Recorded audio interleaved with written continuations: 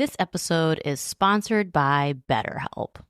The holidays are over, the decorations are down, and suddenly everything feels a little empty. It's normal to feel the winter blues after the holiday excitement.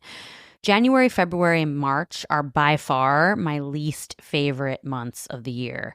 It's cold and dark, and I have to get some extra vitamin D on board. I also need to keep my regular scheduled appointments with my therapist. So if you're feeling that post-holiday funk, I definitely suggest you checking out BetterHelp because maybe it's time to talk. You might also be one of those people like me who makes New Year's resolutions and you get super motivated. So maybe you need someone behind you to hold you accountable and come up with a plan to meet your goals. BetterHelp is super convenient, totally online. You have a therapist right at your fingertips whenever you need them. So head over to betterhelp.com/wifeofcrime1 to get 10% off your first month. That's betterhelp.com/wifeofcrime1 for 10% off your first month. This podcast is an unscripted, unedited conversation about true crime. We take the cases very seriously, but I don't take myself seriously at all. And neither should you. Welcome to Wife of Crime. So, Russ, every year we celebrate Valentine's Day by telling a case about toxic love. And this year, the case I have for you is absolutely nuts. It has everything. Love, sex, lies, deceit, an affair, a mother's hunt for justice, and even alligators. This is the murder of Mike Williams.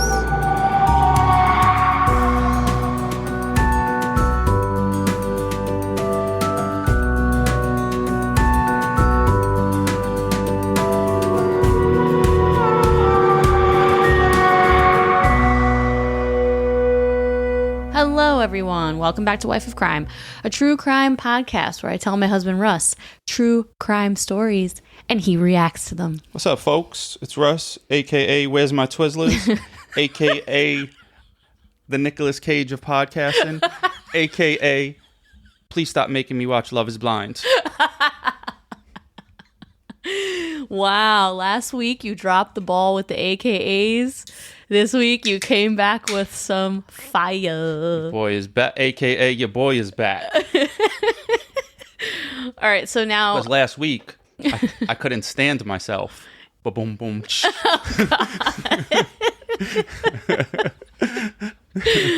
So why'd you say... What about the Twizzlers? What'd you say? So give me my Twizzlers. Oh, because I where's eat... my Twizzlers? Because I eat them? Because I always want my Twizzlers, and you eat them, and Mimi buys them, and you eat them up. I do. That was really funny. And then Nicolas Cage podcast, and because it's kind of like, you know, if you're watching a Nicolas Cage movie, in the beginning, you're like, this guy's weird. He's not that good. And by the end of the movie, you're like, that wasn't bad at all. So it's kind of like our podcast. So Nicolas Cage, fun fact, is Russ's favorite actor. I love Nicolas Cage. He's ridiculous. I almost feel like he doesn't take him serious, but he does take himself serious, if that makes any sense. Yeah. Like, he knows how silly he is, so he made a movie, making fun of himself. Mm-hmm. No, he is a silly actor. I would love to, know what his true personality is in real life. Oh, he jumps in his Lambo. I heard someone that lived next door to him on some podcast, and he'll just go drive down the Vegas Strip with his Lambo top down, just cruising. Really? He spends all of his money. He doesn't save a dollar. He buys ridiculous art. He just blows every dollar as he makes it. Wow. He's a legend. Wow. Remember I don't know if you remember this, but probably a year ago at Halloween time, maybe it was a year ago, we talked about the Lalaurie Mansion in New Orleans, and he owned it. There you go. Remember? And then he went bankrupt. Yep. Ball till you fall. Wow. So also, please stop making me watch Love is Blind. Guys, I'm so tired of that show. I put it on at night when we're in bed, and he has no choice. Because she knows I can't get up. Love is Blind this season is lame AF. These people are pathetic, bro. Yeah. And then, so like, and then I'm falling asleep while it's on, and I tell Jess, like, before I fall asleep, I'm like, if I dream about this, I'm gonna be pissed at you. I did not, but then I have a confession. What? So, you know, because your phones can hear you, now I get some Love is Blind things on my phone. So now I'm looking at all their Instagram profiles. I'm a loser. Well, now you know all the tea about Love is Blind. There's no tea. They're all losers. It's so funny. Well, Love is Blind kind of goes along with our theme this week. I did it again. For our episode. You did it again. True. So before we get into that, though, let's talk about some housekeeping. So on the Patreon this month, we are watching for the True Crime and Chill episode. We are about to watch today, actually, the documentary on HBO Max that just came out called They Called Him Mostly Harmless. And it looks really interesting. So we're going to Max now. Mostly Netflix. Hopefully you guys got Max, or if you definitely know someone with a password, just hit them up. Yeah, hit them up and get their password so you can watch this documentary. It looks really interesting. It's about these hikers that find a dead body, and he is also a hiker. And then all these web sleuths go down this rabbit hole of trying to identify him, and then they find out stuff about him. It looks so interesting. All right, so yeah, that's what we're watching for the Patreon this month. So Russ has the patron shout outs. All right, guys. So you guys join Patreon. I'll shout you out, and you'll get stuff from Patreon. So do that. And hopefully he pronounces your name correctly. You've been doing really good lately. Once again, you're impressed that I can actually read. This is ridiculous.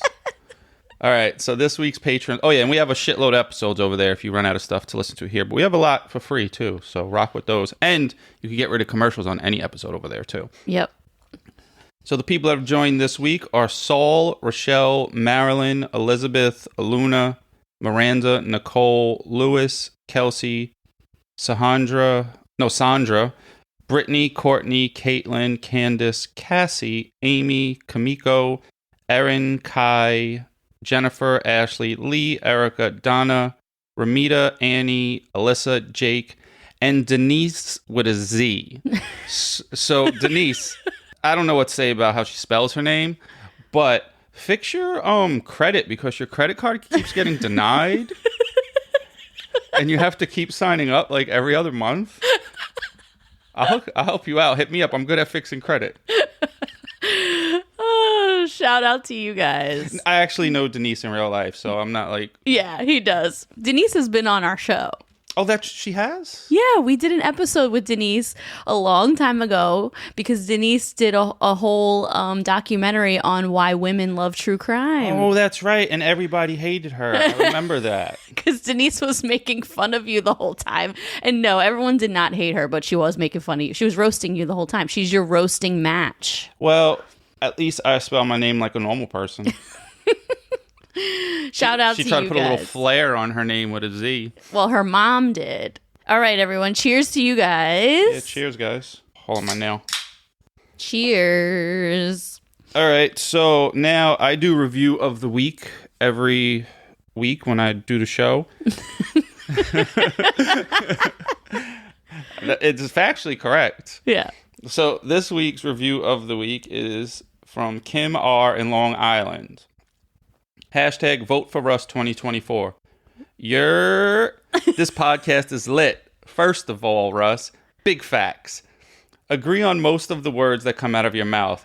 And I don't know if that's a good thing or not. Still trying to figure it out. Jess, you're a sweetheart, and you guys are hilarious. Yes, you too, Jess. Aww. I've been binging you guys 8 hours a day, 5 days a week, and when I'm supposed to be working. Hashtag still catching up. Stay fit, stay alive.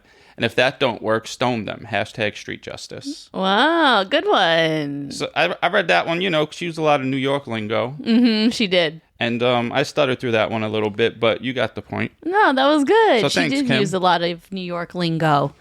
I was reading a review today, some other one that almost made it. Mm-hmm. There was a lot of y'alls in there. Yeah. I forget. I don't use y'all. In New York, we say use, like used to. Yeah. So, yeah. They would probably say y'all too. Mm-hmm. And then I actually saw, which I was curious about, they actually said y'alls with an S. So I was like, how many people is, because y'all is two, how many people is y'alls? Well, maybe. Oh, yeah. Maybe All it's a the group. people. maybe that's what they say for groups. Yeah. Y'alls. All right. So it's February. What do we celebrate every February? Your favorite holiday of the year? Oh, Valentine's Day, where you try to get away from the sticky kids for an hour to go to an overpacked restaurant. Valentine's Day. Actually, you and I don't celebrate Valentine's Day. Instead, we've made it a tradition to do a toxic love case every year on the podcast. Yeah, but every day is Valentine's Day for you, so I'll remind everyone every year because we don't have kids, so we just get to go where we want all the time. That's true. You're totally right. So this is going to be our 4th annual My Toxic Valentine's case. Can you believe it? Yeah. Yeah. We did it 4 times. You can never believe time. That was like rhetorical almost. You'd be like, wow, I can't believe it's 8 o'clock. I'm like, well, it goes like 1 hour after another. Leave me alone. I started doing these types of cases every year for those who listen to us who hate Valentine's Day. It can actually be kind of depressing for some people. You get on Instagram or Facebook and you see that there are all these happy and in love people out there who have these beautiful, perfect relationships. Well, that's just the parts that they show. Social media has amplified this because it's easy to post the beautiful, sentimental pictures and make life seem perfect. But the reality is, life is not perfect. Relationships are not easy. They take selflessness, hard work, and compromise. So what I noticed, and it seems to be a fact, is the more couples post online about each other, the less happy they are together because they're trying to let everyone know how good their relationship is. But if your relationship's good, you don't really pay attention to it. You're just like enjoying each other. He's like, hold on, let me put this picture up of us kissing in front of this statue. Yeah, I see what you're saying. Like, I do agree. Like, a lot of times that is kind of how it goes. Like, if people post a ton of sappy shit, a lot of times it's not all real. Yeah, like, I'll post just sometimes, but it's mostly like a to video make of her fun snoring of me or something. But shit, you know, girls do like when you post them, but I don't post really nothing unless it's entertaining. And because I don't want to see a picture of you kissing your spouse, so why would you want to see a picture of me kissing mine? Yeah, you literally just post roasting me. I don't post a lot of you, though. I don't post a lot of me. Yeah, you don't. You don't post a lot. I I post like a lot of Beetlejuice. I like Beetlejuice from Howard Stern. Yeah, you do. It's my guy. Marriage is an interesting thing. You like date this person and then decide, okay, now I'm going to fully commit to you. We're going to merge our lives, intimately share our space, inner thoughts, our bodies with one another. It's actually kind of crazy when you think about it. Well, it's like you the other day. We're laying down and you go, can you believe we get to have sleepovers every day?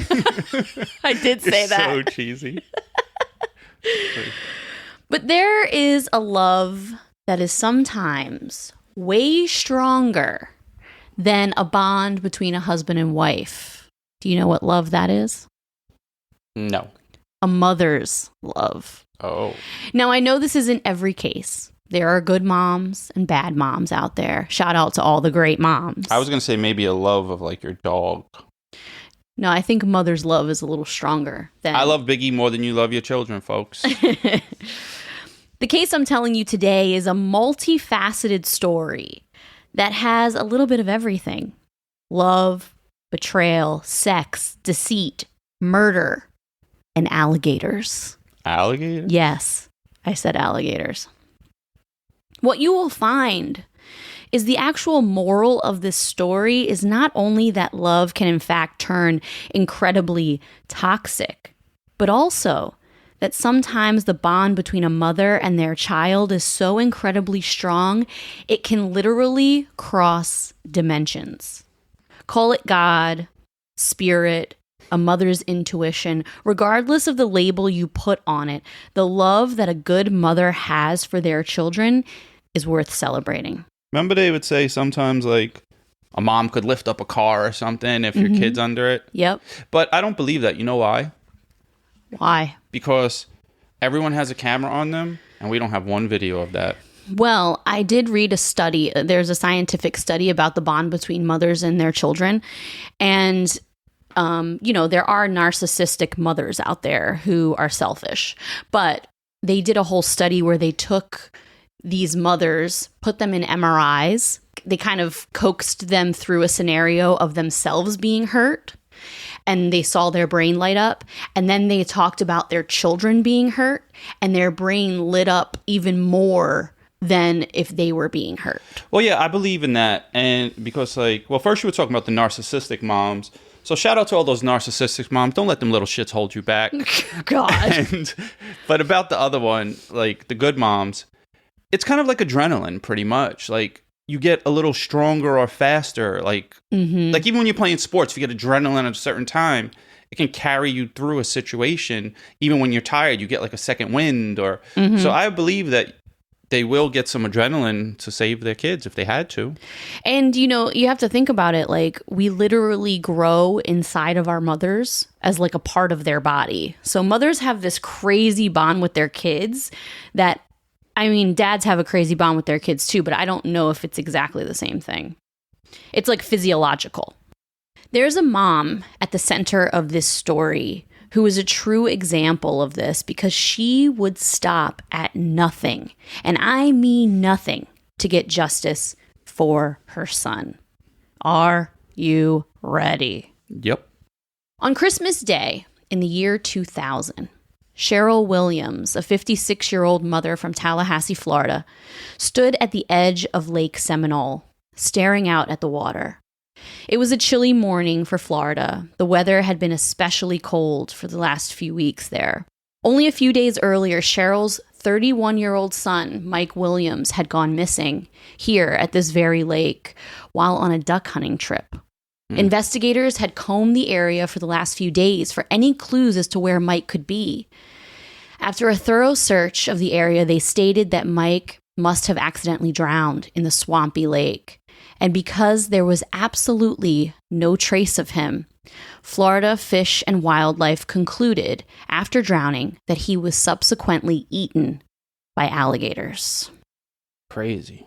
As Cheryl stood there crying on the edge of that lake, mourning the loss of her son, she said she knew in the pit of her soul that her son Michael was not there. That she knew he had not drowned in that lake, and no, he had not been eaten by alligators. And she told her son she will fight as hard as she can to find him. Jerry Michael Williams, aka Mike, was born on October 16, 1969, in Bradfordville, Florida. The family didn't have much money, so growing up in a trailer park, he often found himself being a bit envious of his friends. Although the family didn't have a lot of money, they did have a lot of love in their household. Mike was a really smart kid, and as he grew up, his parents saw his potential and decided to use the money that they had saved to buy a house, but instead they used it to send him to private school. Oh, wow. He excelled at school. He got great grades, he was the president of the student council, and he was the captain of the football team all through high school. There was another member of the student council that Mike found himself becoming more and more infatuated with, and her name was Denise. With a S? With an S. Normal Denise. Eventually, Denise and Mike fell in love, became high school sweethearts, and continued dating through college. The two of them went to the same school, Florida State University. They were both studying business administration and shared a passion for the outdoors.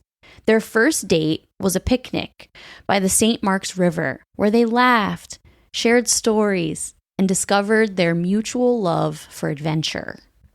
They fell in love, and then Mike proposed in 1994. Their wedding day was a beautiful, sunny Florida day. Denise wore a lace gown, and Mike a classic black suit. The ceremony took place under an old oak tree, its branches forming a beautiful canopy. Friends and family gathered around them, witnessing their vows. They were the envy of so many people they knew. #couple goals. as the kids would say. Never envy anyone else's relationship because ain't no life better than yours. You only got your life. That's true. That's a good song from J. Cole if you ever want to Love check yours. that out. Love yours. Mm-hmm. Yeah, like, and also you don't know what's going on behind closed doors.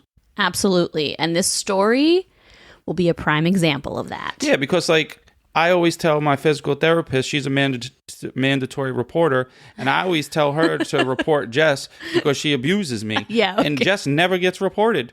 But the other physical therapist there, Kim, she said, I got your back, Russ. Mm-hmm. So you're going down, Jess. All right. Mike began working as a property appraiser, and Denise became an accountant. As a property appraiser, you're paid per job, and Mike was known to be a hustler. He worked very hard and had began earning really great money. Within the first few years, he was making a little over $200,000 a year. Nice. And back in the 90s, that's like probably like $350 now with inflation. Yeah. The couple bought a beautiful home in a nice neighborhood, and in 1999, Denise gave birth to their daughter, Ansley. According to everyone that knew him, Mike was a wonderful husband and father. He was even described as a machine, working all day, getting home to have dinner with the family, spend time with them, and then after his wife and daughter went to bed, he would go into his office and work late into the night. He wanted to make sure his daughter wanted for nothing. Since Mike grew up poor, he wanted to give his daughter a better life. Co-workers of Mike also said that periodically he would leave the office to go do things for Denise, like pick up and drop off lunch for her or go put gas in her gas tank when she needed it. Relax, bro. You're doing too much. Yeah, like which that sounds really nice and all, but also when you see how this plays out, that's like major red flags when it comes to Denise, that she would even have her husband leave work and come fill up her gas tank. I would think as a spouse, you would just tell them, like, don't do that. Like, you're like going so out of your way. Like, relax, I'll take care of that. Exactly. Although he devoted his life to his wife and daughter, he would still make time for himself. On weekends, he would wake up super early before the sun ever came up and go duck hunting. It's something he absolutely loved, and he did it for many years. Denise and Michael had another couple that they were best friends with. Their names were Brian and Kathy Winchester. Brian and Mike were best friends all the way back to childhood. They went to school together from elementary through college. The couple spent tons of time together, dinners, vacations. They were at each other's houses all the time. Their life on the outside seemed like it was perfect. If it were today, this would be the life that they would be displaying on social media for all to see. On December 16th, 2000, Mike woke up around 3:30 in the morning and headed out to Lake Seminole to go duck hunting. This also happened to be his 6th wedding anniversary. And the deal was Mike would go hunting. He would be sure to be home by 12 noon so that he and Denise could pack up the car and head for a weekend getaway that they had planned to celebrate their anniversary. Well, Mike didn't show up at 12 or 1 or 2, and by late afternoon, Denise got more and more worried. She called her father, who then called Mike's best friend Brian Winchester.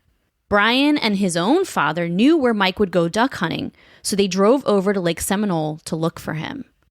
When they got there, they found Mike's Ford Bronco, but there was no sign of Mike anywhere. Over the next 24 hours, police, family, friends, Florida Fish and Wildlife searched the area for Mike. They found his boat about 100 miles away from the boat launch. It still had Mike's things inside, and the boat engine was on. Damn. The search was big. Jackson County Sheriff's Office even brought in a specialty dive team. But after a few days, the working narrative that Mike had been thrown overboard, drowned, and was eaten by alligators became the theory law enforcement was going with. They believed there was no sign of foul play, and this was sadly just a horrible accident. I can't believe people even go in the water where there are alligators. I know. You Florida people are crazy. Right up there with the Bronx, too. But, you know, we do different things in the Bronx. We'll just like crackheads don't bother us. True. Like, they could be screaming sitting next to you on the train or right across from you, and you don't even like blink. True. You're more afraid of like animals and wildlife than you are of of like crazy people. Yeah, I'm not afraid of crazy people. I'm not afraid of any animals really either, though, except like the nasty ones like rats or like. But I love animals. They're my favorite. Yeah. 6 months later, a hunter found a set of waders in the lake. The waders had a fanny pack attached that contained a wallet with a hunting license in it. Waders? Yeah, I'll explain what waders are. Yeah, I was like, wait, they took people from a restaurant? Like, No. There was people serving people at the bottom of the lake? Have you seen people like fly fishing before and they have on these like long overalls that look like rubber because they stand in the water? Yeah, so they don't get wet. Yeah, that's a wader. Oh. So they're rubber and they protect you from getting wet when you're like in the water fly fishing or duck hunting or whatever. I thought they were just called like waterproof overalls. I mean, I guess that's what you could call them if you want. So they found these waders, and attached to it was a fanny pack with a hunting license in it. And the hunting license belonged to Mike Williams. This further cemented the theory that Mike drowned in Lake Seminole. Yeah. But there was one person who refused to believe this. Mike's mother, Cheryl. She was sure that this didn't happen. She was sure that her son did not die at Lake Seminole, and she was sure he was not eaten by alligators, and she was on a mission to find the truth. Cheryl spent the next 17 years searching for the truth about what happened to her son. She put out ads in multiple newspapers. She paid for billboards on major highways. She went on TV, spoke to multiple media outlets. She wrote 2,600 letters to the governor of Florida, begging him for help. As she should. She really didn't quit. She consulted with an alligator expert who confirmed her intuition. The crocodile hunter? No. Oh. Mike couldn't have been eaten by alligators because alligators don't feed in the winter months. Oh, they like go to sleep for like the whole winter if it's cold. As I said, her fight seeking the truth about her son's death lasted 17 years. And then, in 2017, the FDLE held a press conference. Mike had been murdered. Wow. I want to know how they found out. Now I'm interested. Now you got me. But who the hell would want a great guy like Mike dead? Well, Mike's murder plot actually started forming all the way back in 1997. Last year, Save More Money was the most popular New Year's resolution in America. Clearly, a lot of us feel like our money is slipping through our fingers. Well, I don't know about you, but I'm not the best saver, and I don't know much about investing until I started saving and investing with Acorns. Turns out you don't have to be an expert at all because Acorns will recommend a diversified portfolio that fits you and your money goals. And I always thought that when people say, ooh, I invest in stocks, that they had a ton of money or something. Well, you don't need to be rich. Acorns lets you invest with the spare money you've got right now. You can literally start with $5. And you know you guys are spending that at Starbucks on these fancy lattes. So skip the coffee and invest with Acorns. You don't even need a ton of time. Like you can just sign up and start investing within 5 minutes. Head over to acorns.com/wifeofcrime or download the Acorns app to start saving and investing for your future today. That's acorns.com/wifeofcrime. You guys already know because we have been talking about them for a while now. Via Hemp is by far one of our favorite sponsors we've ever had, okay? We use their products all the time. Maybe you're a little like me. You're a little anxious. You have a hard time settling down. You're kind of wound up a lot. If that's you, Via Hemp products are for you. Check out their website. You will find something that speaks to you. Maybe you're like Russ. You have a hard time sleeping because you have bad nerve pain or chronic pain. Then Via Hemp is for you because their gummies will help you get some quality sleep. Maybe you're looking to have a really good time. Maybe you just really like edibles. You want to laugh. You want to get the munchies. You want to watch a movie and have a really strong belly laugh. Then Via Hemp products are for you, okay? They're literally for everybody. So head over to viahemp.com, promo code wifeofcrime1 to get 15% off your first order. That's VIIAHEMP.com. Wife of Crime #1 for 15% off your first order. Remember the couple friends I told you about, Brian and Kathy? Yep. Well, their marriage began falling apart. Brian found a note from another man in Kathy's purse and found out that she'd been cheating on him. Ooh. After this, Brian decided to start looking for his own affair. He didn't have to look very far, because he started becoming more and more interested in his best friend's wife, Denise. In October of 1997, the four of them were at a concert, and Brian and Denise found themselves alone in a stairwell after, quote, going to the bathroom. They were both drunk and started making out. And this began a 3-year-long secret affair. They would meet throughout the week in the Home Depot parking lot and go back to Denise and Mike's house and have sex. In the words of Biggie Smalls, somebody's got to die. They made sure to do this while Mike was at the office working, so they never got caught. This affair turned from a sexual one to a full-blown relationship, all the while still hanging out with their spouses all the time. All four of them still vacationing, still going to dinners. But these two are having a secret love affair in front of their spouses. That's crazy. But the other guy's wife was having an affair on him, right? Well, so she Mike cheated. was the only one chilling. Mike was the only good person in that group. Yeah. Wow. That's why I got to keep the grass cut so you can see these snakes. The two of them exchanged secret gifts on holidays and saw each other as their boyfriend and girlfriend. But both of them refused to divorce their spouses. Mike started getting suspicious of his wife after noticing random charges and withdrawals from their account. Dinners he didn't know about, hotel stays that didn't make sense. Oh, she got some balls. He didn't know what was going on, but he knew something was up.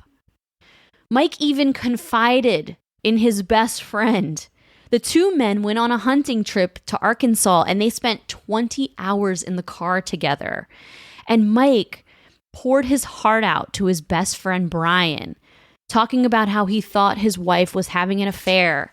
And he told his best friend about the missing money and the fact that Denise had stopped having sex with him. Brian and Denise decided to stop having sex with their spouses and only have sex with each other because at this point they considered themselves a couple. Like, just get a divorce. I don't get it. Me neither, but doing all that.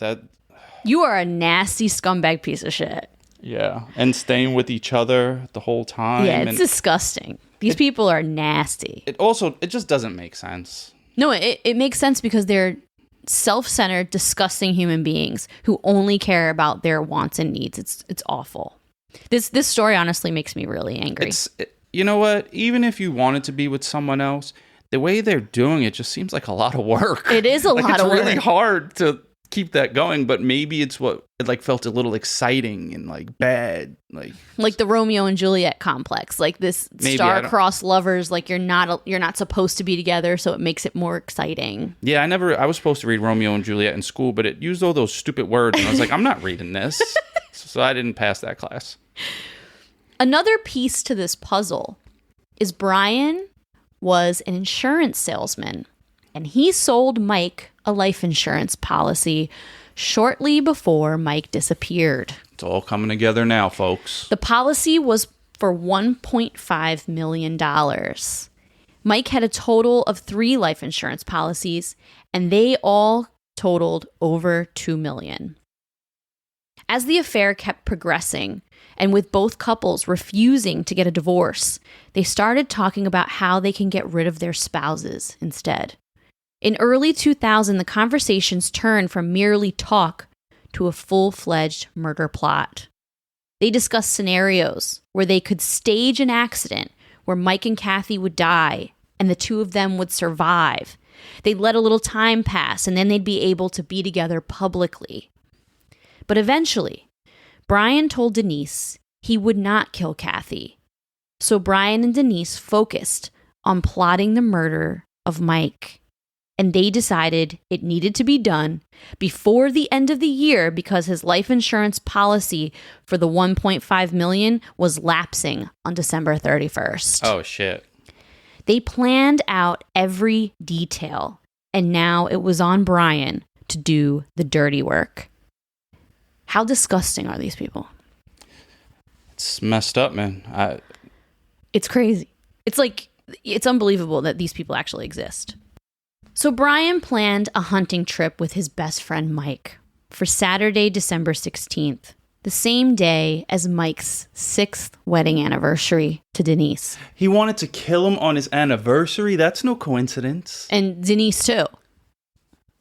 They're trying so to sick. do some monumental things in their mind to make this epic.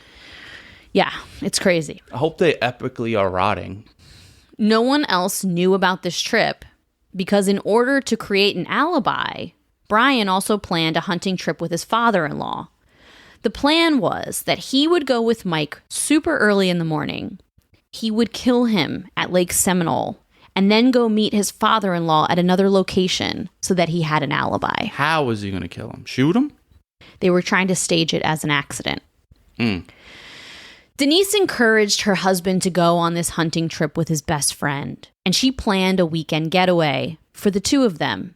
Mike was hopeful because he was getting the attention from his wife that he had been desperately seeking. Damn, he sounds like a good dude that just got with the wrong person. Someone would have really appreciated him. I know. It's so sad. And then there's all these women out there saying, where are the good men? Right? Stuck with some bitch. The two men met at a gas station and followed each other to Lake Seminole. Brian told Mike to bring his waders. They are rubber and heavy and weigh you down in the water.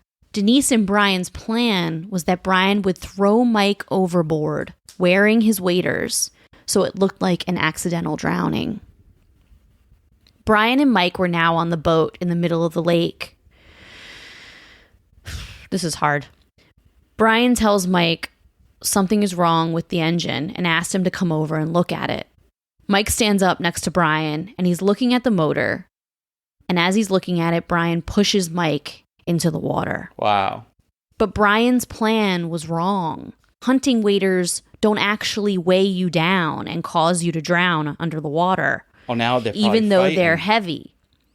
Mike was in the water struggling to take off his waders. He got them off, and he swam to a tree stump in the middle of the lake and clung to it. Mike was panicking and shocked. He had no idea what the hell was going on. Brian drove the boat over to Mike and circled around him. What? Twice. And then got to the back of him and shot him in the back of the head. What a piece of shit. Like, imagine what poor Mike was going through. This story seriously breaks my heart even thinking about it. What that poor man went through in those moments. Yeah, this one's making me sad.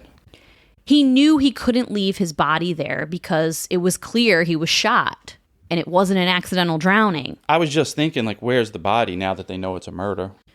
So Brian reached in, grabbed Mike's body, and he put him in the boat. He rowed the boat back to the boat launch, put his body in the back of his car, and then pushed the boat back out to the lake.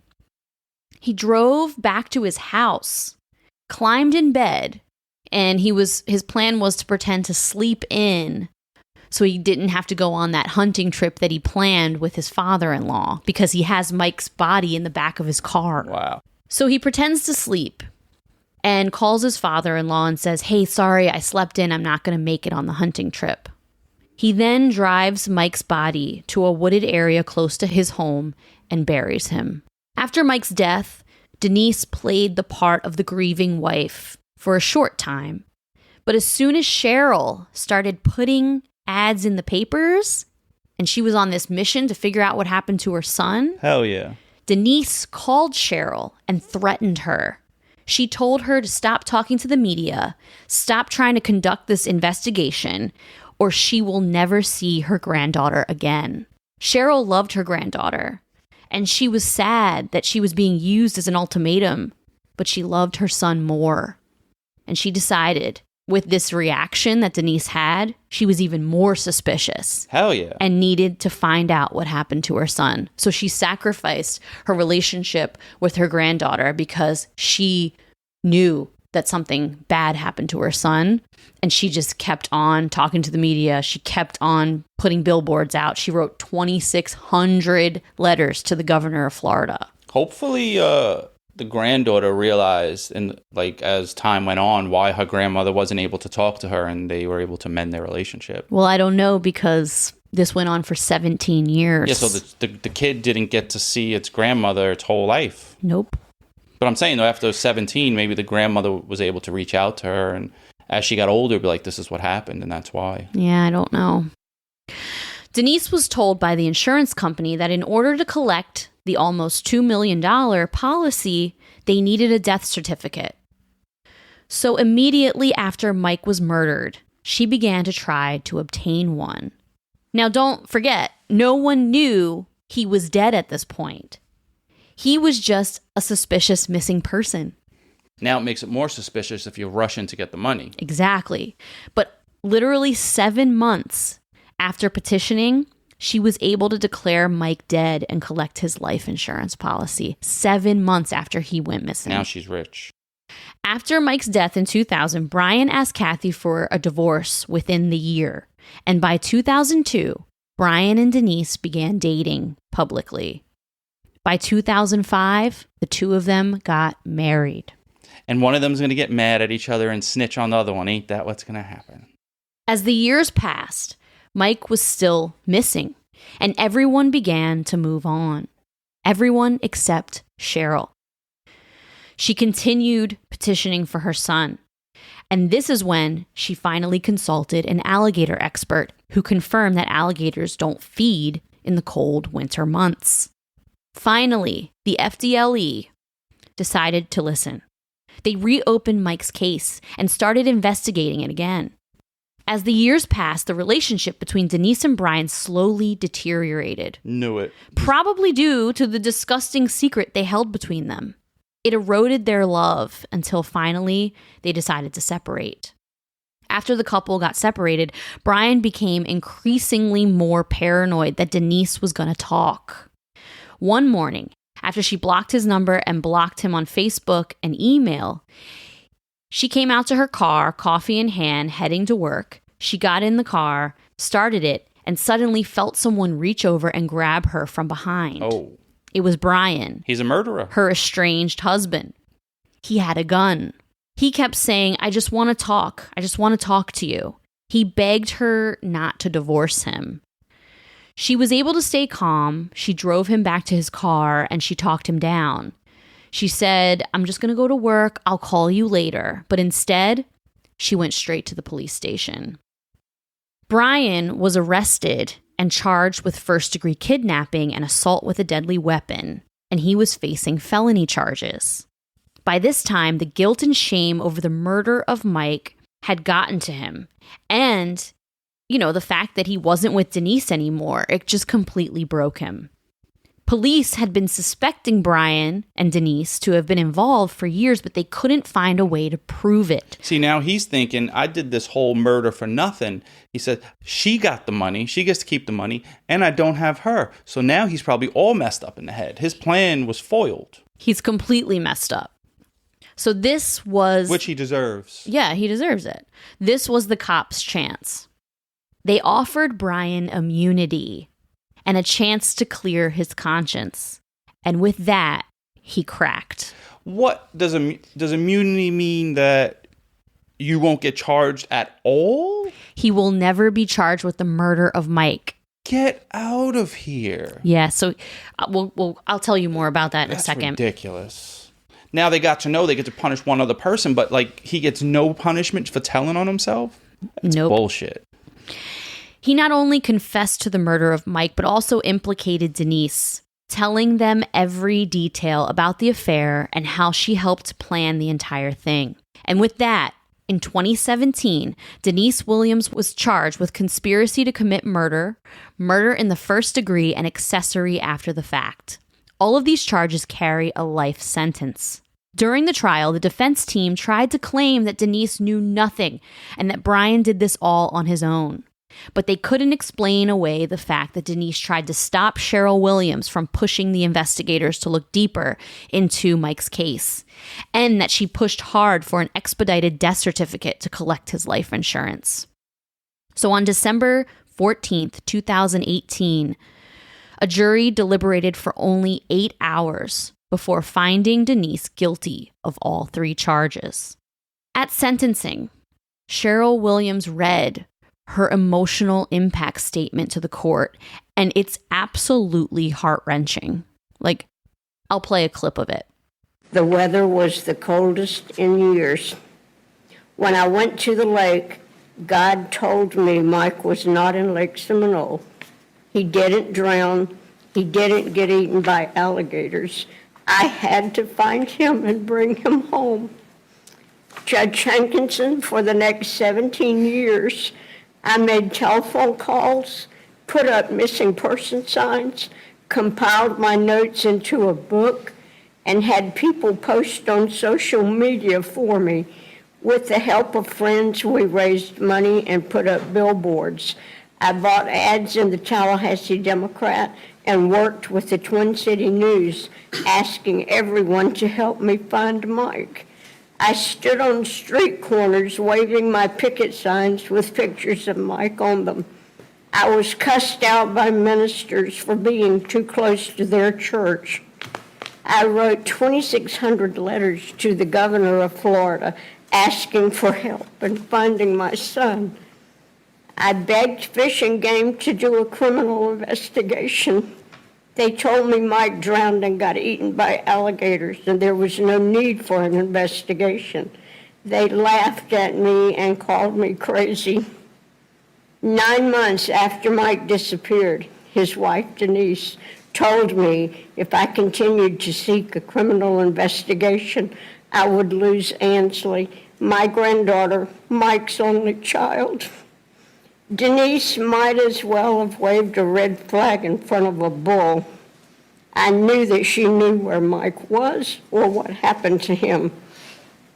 Judge Hankinson, I am a fighter, not a victim.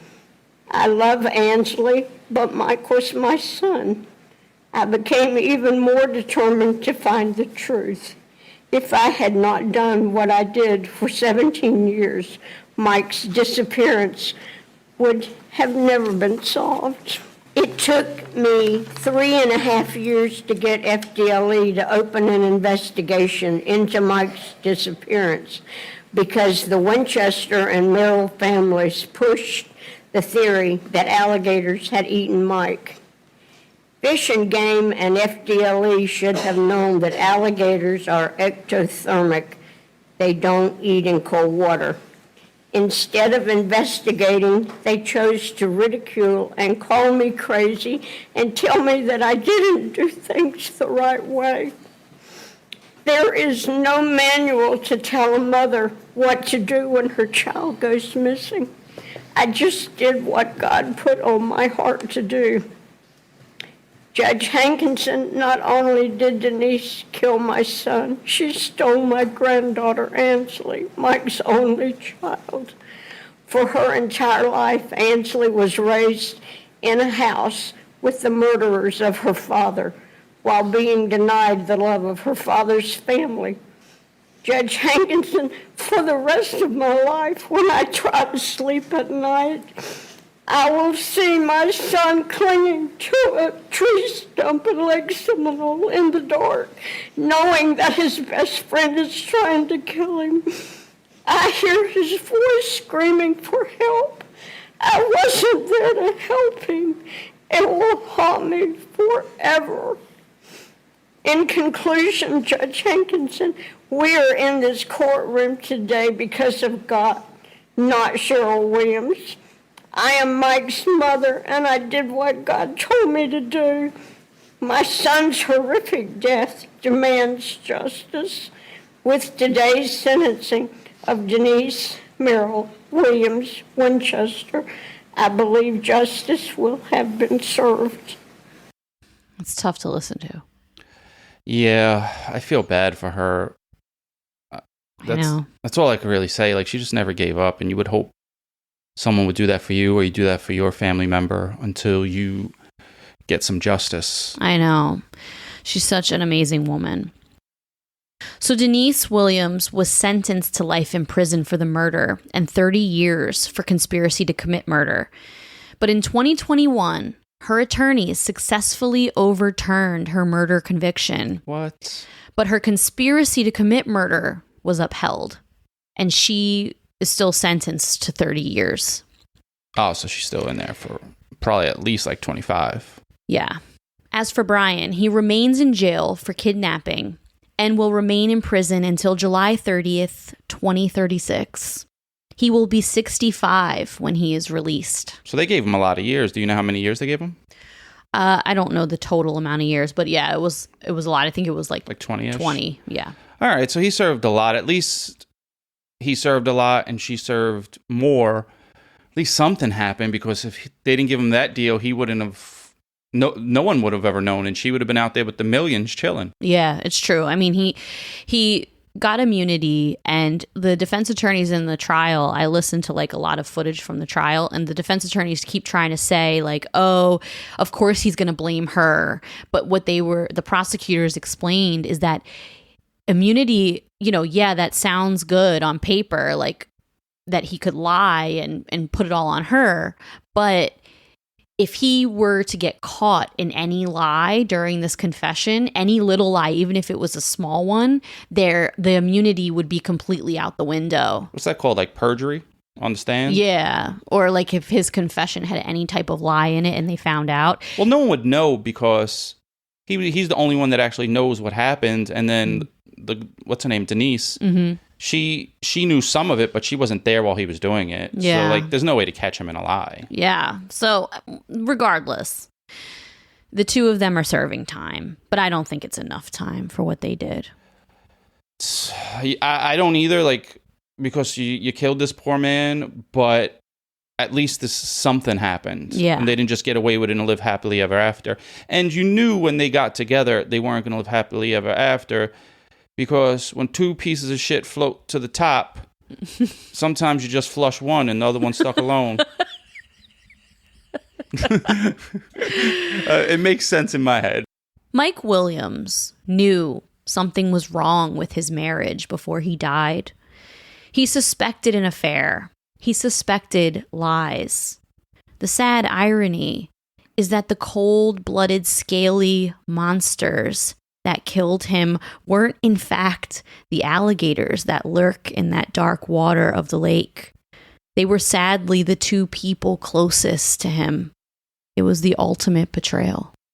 But as I said in the beginning, the actual moral of this story is not only that love can in fact turn incredibly toxic, but also that sometimes the bond between a mother and their child is so incredibly strong, it can literally cross dimensions. Call it God, spirit, a mother's intuition, regardless of the label you put on it. The love a good mother has for her children is worth celebrating. Happy Valentine's Day. Well, that was a tough one. I felt bad for Mike, because he's a good person, and his mom's a good person, and they were the only good people in the story. Yeah. Good thing there were no kids involved. There was. His daughter, Ansley. Oh, yeah, that's right. They had a daughter. God damn it. And I knew that, and I spoke about it. Yeah. Now Ansley is like 23 years old. She should reach out to her grandma. But I hope they do involved. have a relationship. I mean, it is really sad. It's probably so hard for Ansley. I mean, she grew up with the people who killed her father. Like, that's crazy. And then her mom goes to jail, so now she's alone. Brian was like her stepdad her whole life. Wow. How sad. The whole thing is just She got sad. a bad deal too, man. Yeah, I know. So, that's our case. This was a tough one for me to write. I'm not going to lie. I felt so sad the whole time I was writing it because I just felt so bad for Cheryl listening to her speak. And I felt so bad for Mike because he's just like a hardworking dude who's like a good person who's just trying to provide for his family. And he had these horrible people around him.